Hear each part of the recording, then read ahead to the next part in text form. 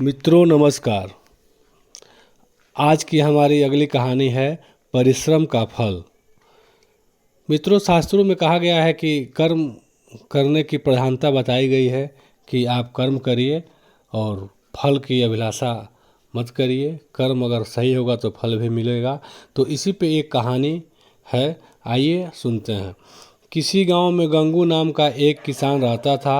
उसके 4 पुत्र थे, कमल, विनय, मोहन और मदन।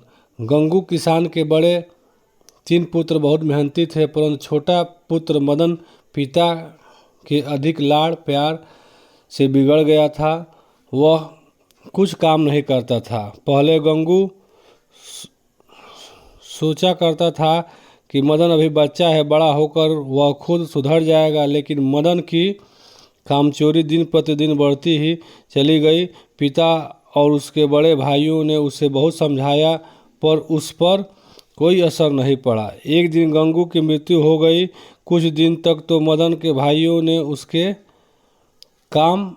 काम करने के लिए नहीं कहा, पर ऐसा कब तक चलता। एक दिन भाइयों ने मदन को अपने पास बैठाया।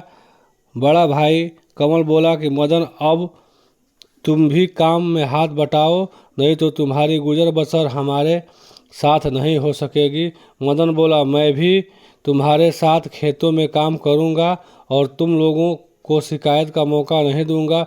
अगले दिन मदन भी अपने भाइयों के साथ खेत पर गया। कमल ने उसे खेत दिखाते हुए कहा कि तुम खेत की सारी खरपतवार को निकाल दो। मैं इस काम को पूरा नहीं कर पाऊंगा, लेकिन काम पूरा न देखकर मेरे भाई मुझे डांटेंगे पीटेंगे। इस डर से वह जंगल में भाग गया। भूख प्यास से मदन का बुरा हाल था। सहसा उसे एक पेड़ के नीचे एक बौना दिखाई दिया। मदन उसके पास जाकर बोला, भाई मैं बहुत भूखा हूँ, मुझे कुछ खाने के लिए दे दो।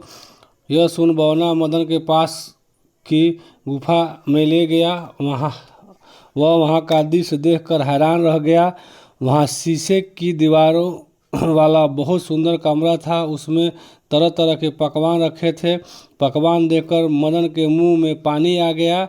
बौने ने मदन से कहा कि इस कमरे के ताले की चाबी खो गई है, तुम उसे ढूंढने में मेरी मदद करो, मैं तुम्हें बढ़िया बढ़िया पकवान खिलाऊंगा।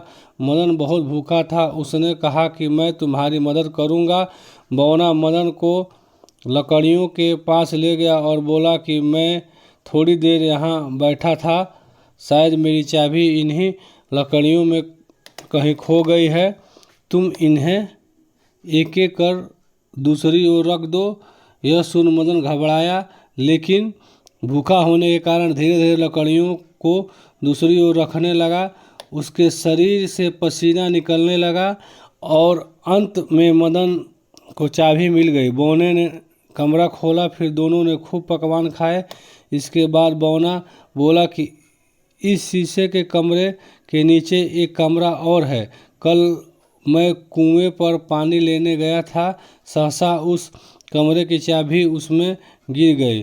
तुम चाबी निकालने में मेरी मदद करो, मैं तुम्हें उपहार दूंगा। तब तो कुएं का सारा पानी बाहर निकालना पड़ेगा। यह कहते हुए उसके माथे पर बल पड़ गए, पर उपहार पाने की लालच में उसने बौने की शर्त मान ली। अगले दिन प्रातःकाल मदन और बौना कुएं से पानी निकालने लगे। दिन भर काम करने से मदन का शरीर टूटने लगा, फिर भी वह पानी निकालने में लगा रहा। अंत में उसे चाबी मिल गई। उसने चाबी बौने को सौंप दी। बौने ने चाबी से कमरे का ताला खोला, उसमें टंगी भांति भांति की पोशाकें देखकर मदन दंग रह गया। अचानक कमरा अद्भुत प्रकाश से चमकने लगा। मदन ने देखा कि एक परी वहां आ रही है।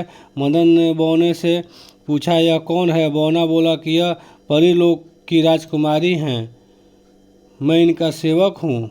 यह परिश्रमी मनुष्यों से बहुत खुश रहती हैं। परी मदन से बोली कि मैं तुम्हारी मेहनत से बहुत खुश हूँ, इसी तरह तुम घर जाकर अपने भाइयों के साथ काम करो। कहते हुए उसने ढेर सारे उपहारों के साथ उसे एक बढ़िया पोशाक भी दी। मदन ने पोशाक पहन ली। उसने परी से अपने घर चलने का आग्रह किया। परी बोली कि मैं इस बार तो नहीं, अगली बार तुम्हारे साथ जरूर चलूँगी, लेकिन इसके लिए तुम्हें सुंदर सा बगीचा बनाना पड़ेगा। यह सुनकर मदन खुश हो गया। वह खुशी खुशी अपने घर की तरफ बढ़ गया। उसे अब परिश्रम करने का सबक मिल चुका था। वो मित्रों, यह कहानी परिश्रम का फल आपको कैसा लगा, लाइक और कमेंट करके बताएं। हम ऐसे नित्य नई कहानियाँ आपके लिए बहुत ही परिश्रम से ढूंढ के लाते हैं, तो कृपया हमारे चैनल को लाइक और सब्सक्राइब करें। जय हिंद।